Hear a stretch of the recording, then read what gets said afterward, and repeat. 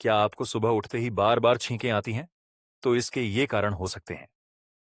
Number 1, धूल मिट्टी या पालतू जानवर की एलर्जी।